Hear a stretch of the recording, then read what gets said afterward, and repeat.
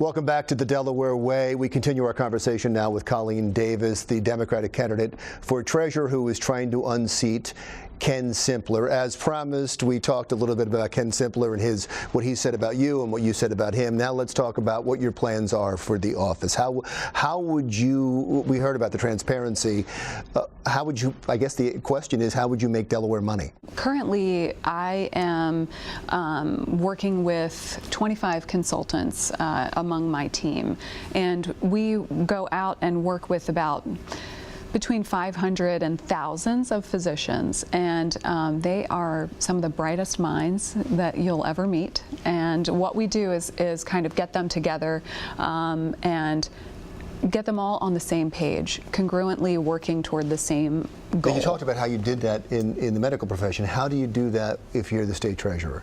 How does that transfer over? Yeah, so a lot of times we have people on very opposing sides of an issue, and what we need to do is find a commonality and sort of drive forward. When we're talking about stewarding funds and sitting on many of these boards that I'll be responsible for sitting on, it means having a strong voice, a voice of reason, an intelligent individual, and someone that can speak on the same level as the rest of the people in the room.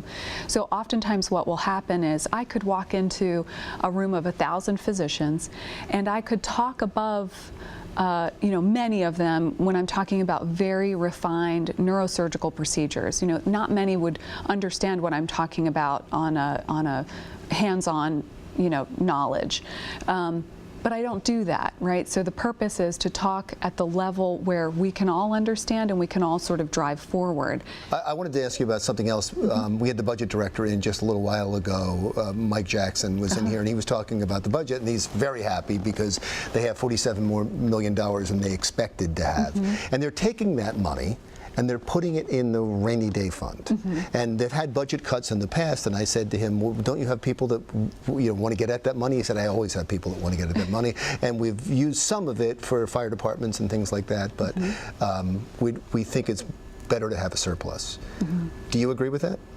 I think it's important that as we plan forward, we're considering that type of thing, and yet at the same time, when we have several offices that have received cuts, year on year, we've got to make sure that we have the infrastructure. So as an example, when we talk about fire departments and emergency crew, it's important across the entire state to have a really strong emergency crew that's going to meet the needs of all of the communities that we have. And so again, there has to be a prioritization. Although it won't be a direct responsibility of yours, you will be involved in discussions about revenue sources. Does the state need new taxes? Do we need to be looking at that? I think that there's an opportunity to look at, several different options. One of the I think there's been a lot of discussion about raising property taxes. The downside to that is we could really upend people that are on a very refined and restricted income. And so however we sort of proceed forward has to be with the individual in mind and how we're going to impact them, the household.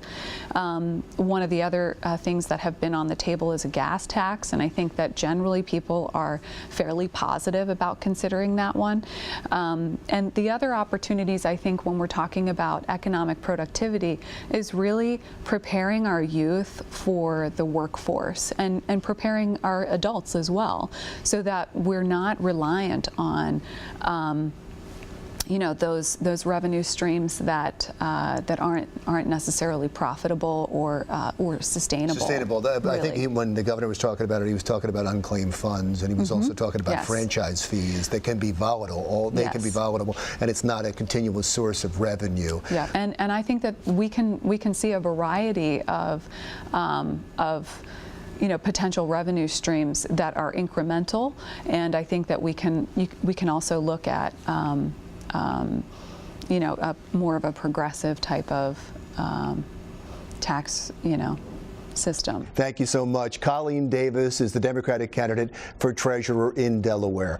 When we come back, we're going to talk with the Department of Agriculture about farmers who may be in trouble and the fact that help is on the way when the Delaware Way continues.